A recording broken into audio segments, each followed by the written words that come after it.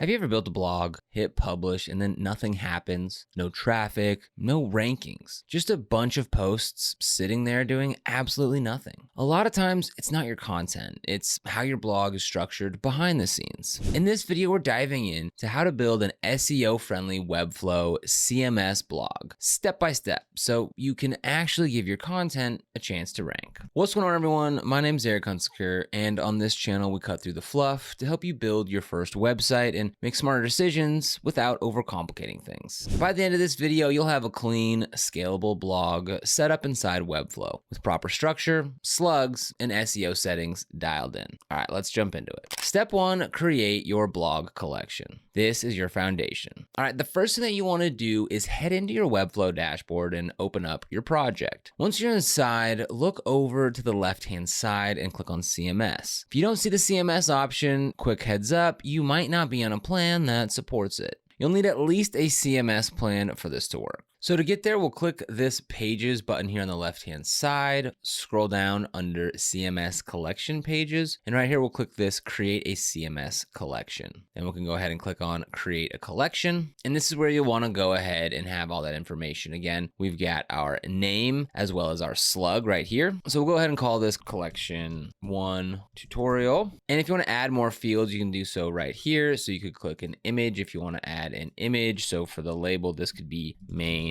image, and you can add any other collection fields following that same process. Step 2, create categories. Most people skip this. Don't. All right, so for collection setting, we're actually going to call this blog and finish with create collection. This time, name it categories. Keep it super simple. You really only need name and slug. That's it. Now, here's where things connect. Go back into your blog post collection and add a new field. Choose reference field and connect it to your categories collection. What this does is it allows each blog post to be tied to a category. Why does this matter? Because it helps with URL structure, organization, and SEO, so Google understands your content better. It's one of those small things that makes a big difference. So we'll go ahead and click right here to create a new collection. We'll call this categories, and we'll click create collection. All right, so now we've got these two collections over here. We'll go back into blogs and we'll click on the settings right here. We'll add a new field. We'll select a reference. We'll call this categories and then select categories right here. After we click save field, we can click on save collection. Step 3, add your first blog post so we can see everything work. Now, before we design anything, let's add a test post. So over here under the blog post collection, we can click on new blog. We can go ahead and just call this test blog post. There we go. And then what we can do is we can go ahead and pick a category. We'll select this category 1 that we created here and click create draft. Step 4, build the CMS template page. All right, now let's actually build what your blog post looks like. So click the pages panel here on the left. We'll look at the blogs template right here. We can go ahead and add an element.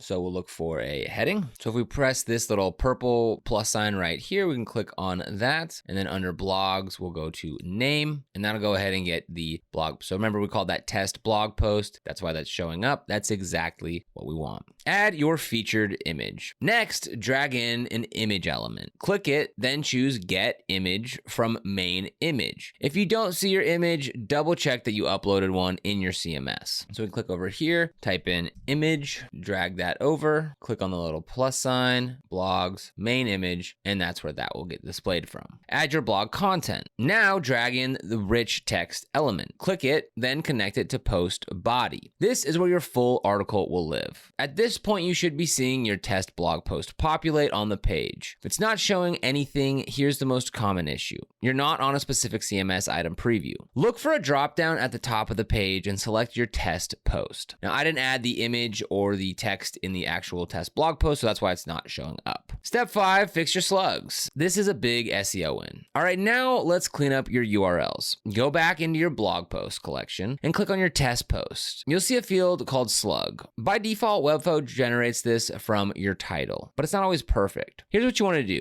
Keep it short, use keywords, and remove unnecessary words. So we can go ahead and come back to our blog. We'll come into this test post here, and this is where you can go ahead and make those changes to your slug. And if you want to make changes to the actual blog collection, collection, we can come back to the blog here, click on the little settings here, and this is that blog. So as you can see right now, it's currently website.com/blog/blog-page, and we can go ahead and change that right here. Step 6, set up SEO settings, meta and canonicals. All right, next up, this is where your blog actually becomes SEO friendly. Go back into your blog post template page. Click the page settings, the gear icon, and scroll down to the SEO section. Meta title sets this dynamically. Click add field and connect it to your blog post name. You can also add a little format like post name alongside your site name. Meta descriptions. Same thing here. Connect it to your meta description field if you created one. If not, you can pull from your post body, but it's better to write custom ones. Canonical URL. This one's important, but don't overcomplicate it. The canonical URL tells Google this is the main version of this page. In most cases, you'll just set it to the current page URL, and Webflow usually handles this pretty well, but it's good to know what it does. Step 7, build your blog index page. Now we need a page that lists all your blog posts. So go to Pages, create new page, name it blog. Now we're going to pull in your posts. Add a collection list. Click Add Element, Collection List, and connect it to blog posts. Now inside that list, add a heading, connect it to name, add an image, connect it to main image, and add a short preview if you want. Then link the entire item to current blog posts, so when someone clicks it, they go to the full post. If you don't see anything here, make sure you have published at least one post and you're connected to the correct collection. Step 8, publish and test everything. All right, now let's see this thing live. Go ahead and click publish in the top right and select your domain and hit publish. Now open your site and click into your blog page, click into a post, check the URL, and make sure that everything loads correctly. This is where you catch small mistakes early. Common mistakes to avoid. All right, now let's quickly run through a few things that trip people up. Messy URLs. If your slugs are long and messy, it really hurts readability and SEO, so keep them clean. No categories. If everything is just one big list of posts, it gets hard to scale. So use categories from the start. Not connecting fields properly.